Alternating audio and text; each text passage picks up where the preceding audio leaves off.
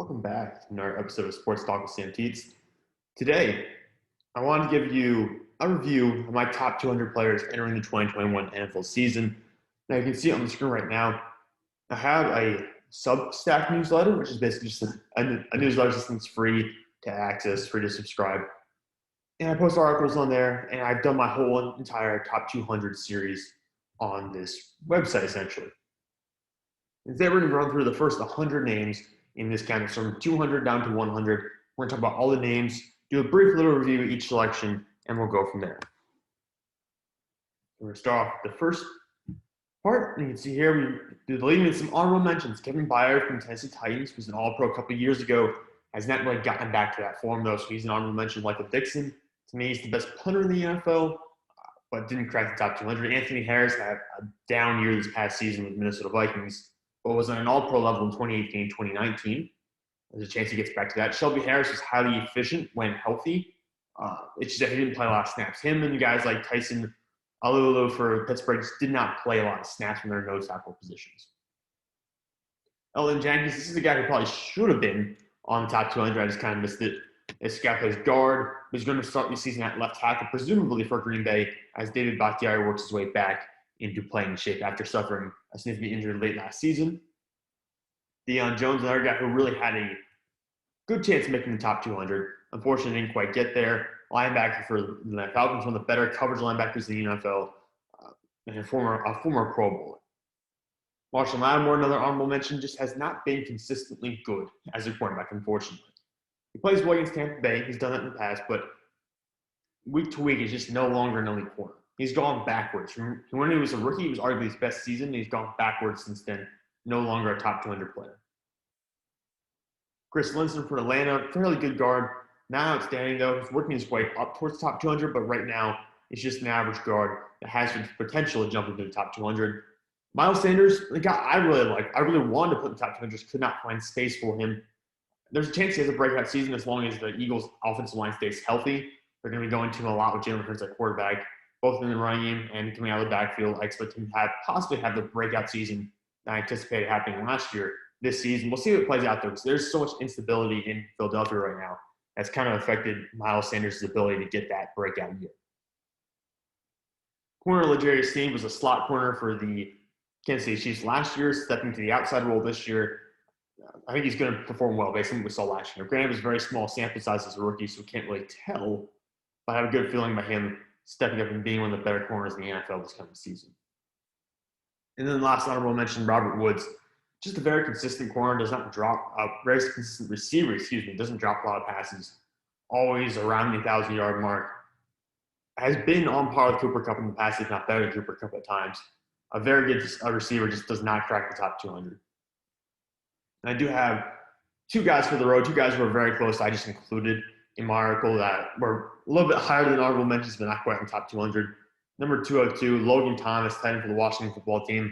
I know he's not a great blocker. He's a former college quarterback. He's been a good receiver, though, for them. He's been one of the better receiving threats on this roster. With Curtis Samuel hurt and banged up, he might again be that guy alongside Terry McLaurin. And then 201, Trevor Lawrence. It's hard to predict for the rookies. There are a couple of rookies in the top 200. Trevor's walking into a situation with a very average, so slightly below average offensive line. And I think that could really affect his play in 2021, which is why he's outside the top 200. All right, inside top 200, first player on the list, Jadeveon Clowney. He's the 23rd ranked edge rusher on the top 200. And granted, this is based mostly on his past success. He's not been that high-level player the past 2 or 3 years. But he's still one of the better run defenders in the NFL, one of the more versatile players in the NFL in terms of the speed and the ability to set the edge and chase down running backs. So even if he does not get 10 sacks a year, he's not getting even 8 sacks a year. He's still one of the better run defenders in the league. So if he stays healthy, he's going to be up there for edge rushers. I have a 23rd in the edge class, number 200 overall. Number 199, Chris Carson. He's the 21st running back to make an appearance. 198, Austin Hooper. I'm speeding this up, by the way, because I recognize it's going to take way too much time if I do it too slow. We have to get through 100 names here. 198, Austin Hooper, tight end number 11 for me. Did not see a lot of action last year. I expect his role will increase more with the team. Number 197, Josh Allen from the Jacksonville Jaguars, edge 22. He was injured for most of last season. Had a good rookie year. That was playing alongside Calais Campbell and Yannick Ngakoue. We can expect some natural regression because he's no longer with those star players. 196, I think I would like to point out this was all written basically from mid-July to now. It took a long time for me to write this. I have Ja'Marr Chase at number 196, wide receiver 26. We know he had the drop problems. If I had known the drop problems were going to happen when I was writing the article, I probably would not put him on the top 200. But for now, I still think he's a good chance to be a very good wide receiver as a rookie. Number 195, something else I would have changed that I had more foresight. It looks like Javonte Williams is going to be the starter in Denver, but I have 195, Melvin Gordon, running back number 20. Again, he might lose some snaps to Javonte Williams will fall off this list entirely, but he's been a fairly productive running back over the past couple of years. 194, kicker one, the only kicker on the list, Justin Tucker. I felt I had to include him. I know last year was not his best. I think Jason Saunders had a better year actually, but I wanted to include Justin Tucker on the rankings. 193, and I like to point out this list is a projection for 2021. It's not based on entirely on past success or entirely based on the situation they're in. It's a projection for 2021, which basically means that I can do almost anything I want and not have any kind of false sense or anything like that. I can basically say I'm projecting someone to do well, no matter who it is, and kind of get away with it. But that's why I'm sad to say, because I see CJ Mosley here at 193, so I have to kind of say that. He's linebacker 11 for me. Only 11 linebackers, by the way, in the top 200. CJ Mosley, 193. Deion Jones has a really good case to be ahead of him, but we know CJ Mosley, haven't seen him really healthy in 2 years, but he was a beast while in Baltimore. Number 192, Yannick Ngakoue, edge 21, has not been the same since I think his second or third year in Jacksonville. That one really good year they had in 2017. Maybe, was it 2017? I forget. Yannick Ngakoue had one really, really good year in Jacksonville and just has not gotten back to that point at all. Whether it was in Baltimore, whether it was late year in Jacksonville, even in that brief stint in Minnesota, has not gotten back to that. Maybe he'll get there in Las Vegas, but for now I'm having him at 192, edge 21.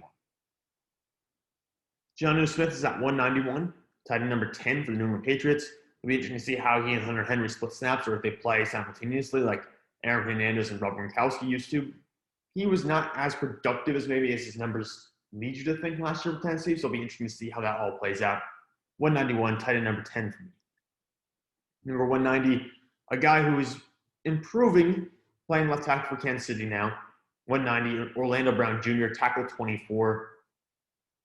I think he's a little bit overrated, to be honest. There's some issues he's had in his game. Kansas City's offense might have to adjust a little bit to him at left tackle to make him comfortable, but I think I have him at 190 right now. He belongs in that 190 to 220 range, if I was being honest, in terms of like the ranking in total in the league entirely. He's in that 190 to 220 range. All right, first center show. Ben Jones, center 7 is at 189 for Tennessee Titans. 188, another tackle who really could fall below 200. 188, it's Mike McGlinchey, offensive tackle for 49ers. He's tackle 23. Could fall off from this. He really has performed well as a run blocker, but again, a lot of that is the system they run in San Francisco. He's not been good as a pass blocker last year or even early in this preseason and offseason, so we'll see if he can correct that and get back to being one of the better offensive tackles in the NFL. Number 187, Jarvis Landry, wide receiver, Cleveland Browns. Jarvis Landry is still a very good player. Just his depth of target, there's concerns about that. He's a very good receiver, but he's not an elite receiver. And I got 24 guys that I think are going to actually have better seasons than him. So I have him at 187. Number 186, Mekhi Becton, offensive tackle 22 for the New York Jets.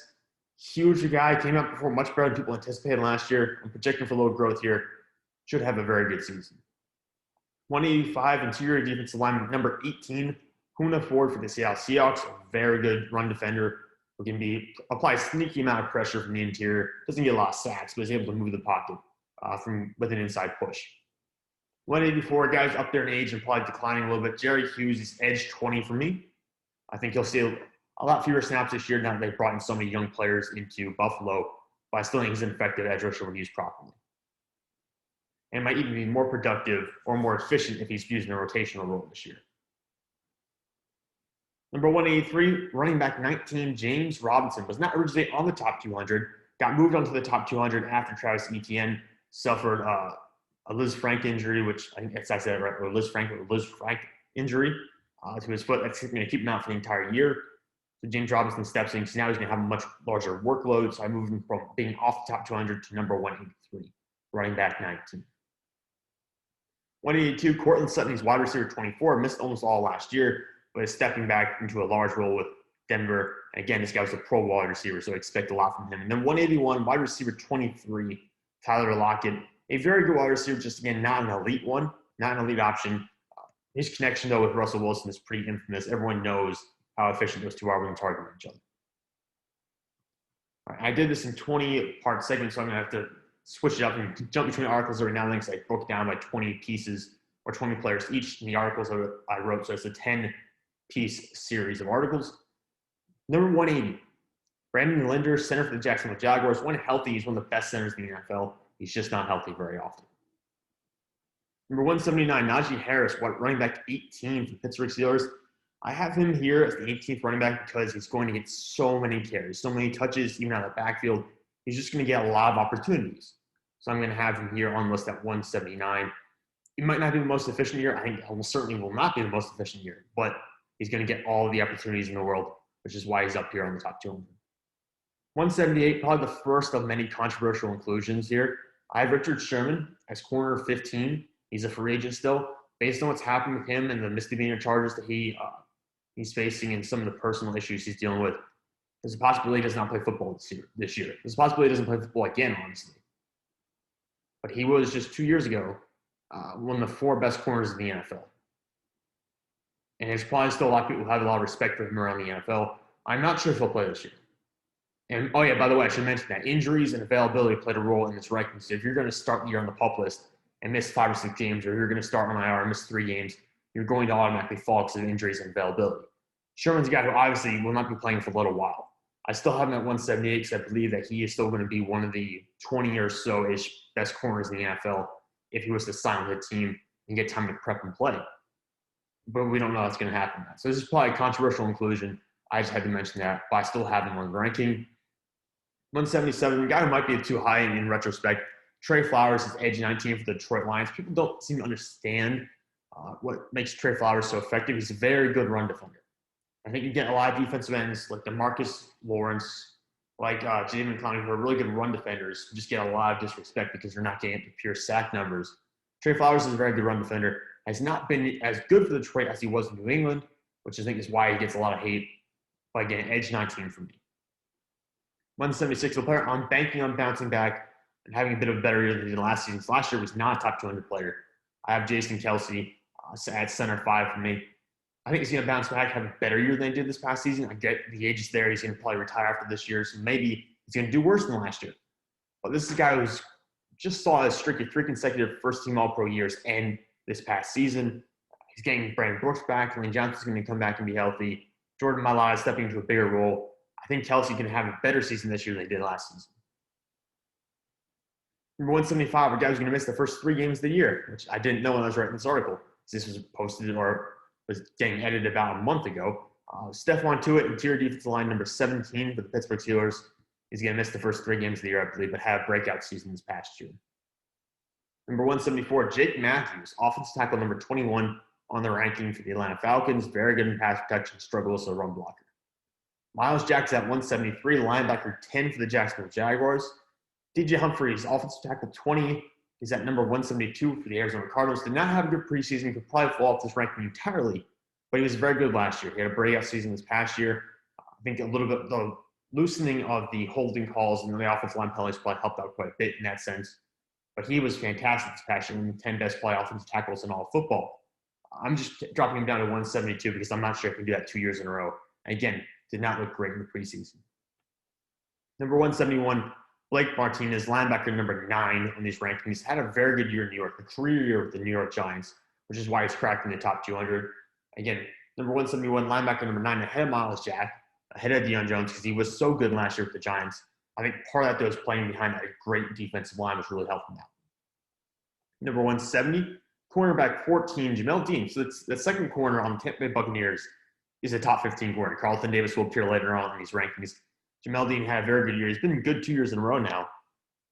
Some tackling issues, I think, are still concerns there, but again, very good in coverage. Expecting a rebound year for Taylor Lewan. He's at 169 on the rankings, offensive tackle 19. Never been an All-Pro, but always been a very good offensive tackle, one of the higher-end offensive tackles in the NFL. Getting up there in age, but I think he'll be good in the role needing to play in a Derrick Henry-led offense. Number 168, another guy dealing with injuries, Kenny Galladay, wide receiver 22 for the New York Giants. Hopefully he's back in time to play most of the season. And hopefully he doesn't have lingering issues with his, I think it's the foot or a knee or an ankle, something like that. Hopefully he does not have lingering issues that will keep him out for the rest of the year.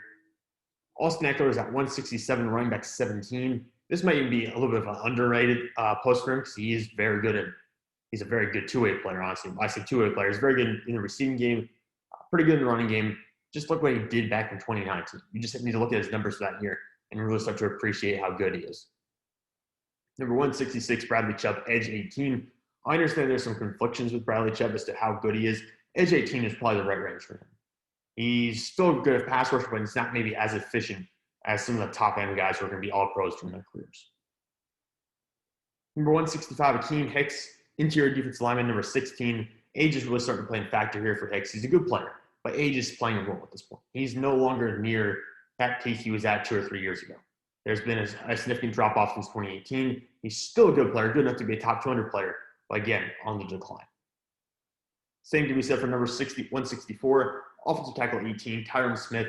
Missed most last year. Has missed basically 3 games a year before that, just consistently.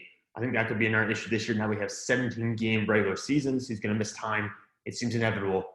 But he's still a very good offensive tackle, especially in the pass blocking game. Still very good when healthy. Offensive tackle 18 is by no means criticism of him. It's also not overpraising him. I think anywhere in that offensive tackle, like 15 to 20 range is probably good for Tyron Smith at this point in his career. And keep in mind, he's still only 30 years old somehow.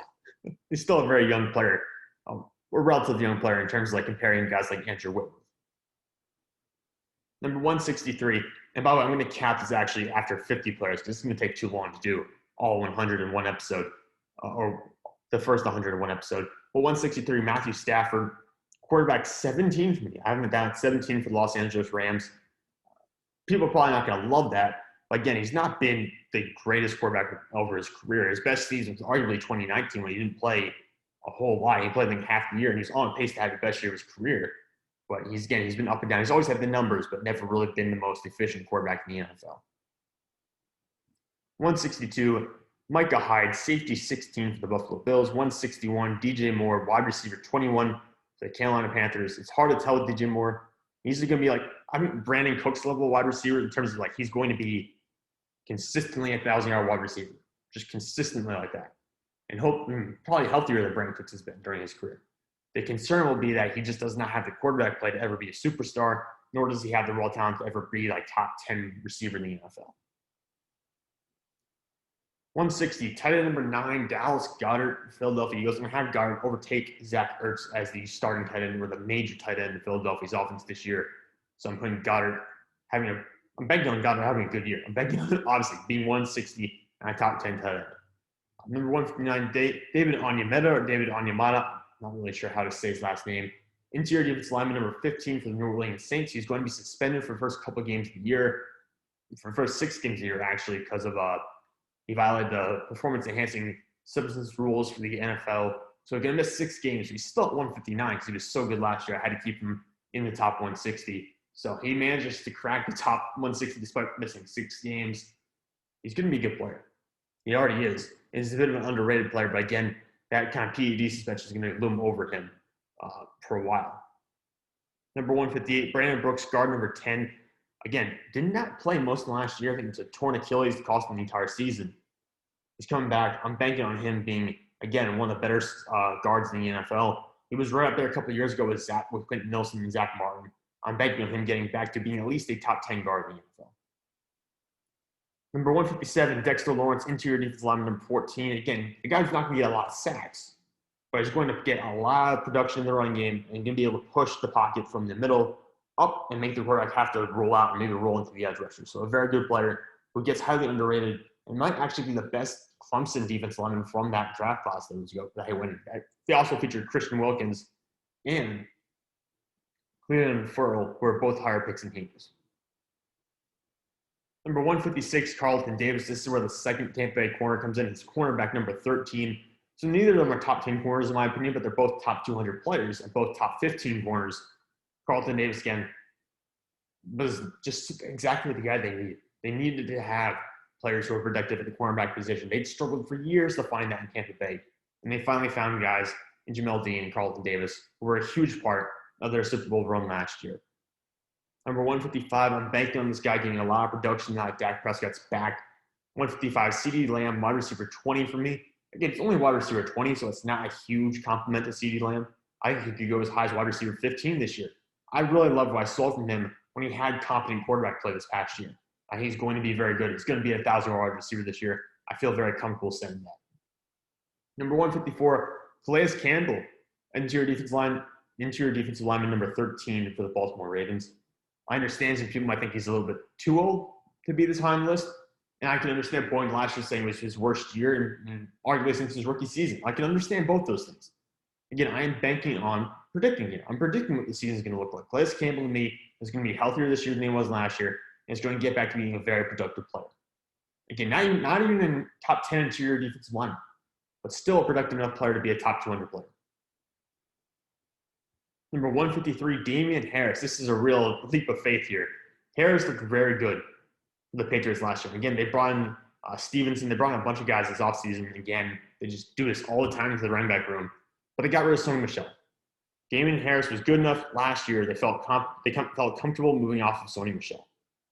And Damian Harris is my 153rd player in the top 200, my running back 16. I believe they're going to use him, maybe not as much as I would like them to, but they're going to use him enough to justify putting him in the top 200. Number 152, quarterback 16, Kyler Murray. Some people are not going to like this selection. Kyler Murray is the definition of an average NFL quarterback right now. He's an average starter. There's definitely the potential to be a top 10 quarterback in the future. It's just that right now the whole Cliff Kingsbury offense just does not look smooth. It has not looked good the first 2 years. Murray made a huge jump this past season from his rookie year, don't get me wrong. It was a very good, impressive increase in performance both as a runner and both as a passer. I'm just not sure I can buy into Kyler Murray being a top-level quarterback yet or being a top 10 quarterback yet because he was not that last year. Year 3 will be huge for him and for that whole team in general. Number 151, J.C. Tretter, center number 4 for me for the Cleveland Browns. That whole offensive line for Cleveland just stacked. And number 150, I'm going to end it here, or at least this video, and I'll do another one later on. Running back number 15 for the Cincinnati Bengals, Joe Mixon, was really good in, I think, 2018. Was solid in the back half of 2019, where he got most of his production after having to adjust to a very bad offensive line, and then missed most of the past year. Playing behind that offensive line is still going to be very questionable for him. I don't really know if the production will come consistently. It'll probably come in spurts like it did in 2019 because the offensive line, again, it's not fixed. It's not better. It's better, but it's still nowhere near where it needs to be. So I'm going to leave Joe Mixon at 150, running back 15. That's going to close up this first edition of the Top 200. Thank you all for watching. And please feel free to tune in the next video or just go check out the article. You can go find it. This whole newsletter is pinned on my Twitter account at Sam_Teats33. It's my pinned tweet. You can go click on that and you can go ahead and just view the articles for yourselves right there. Again, it's free. There is an option to subscribe with your email so you can get updates on all the latest content I have. You don't have to do that if you don't want to, but again, it is totally free, and I appreciate you checking that out. But for now, have a good day.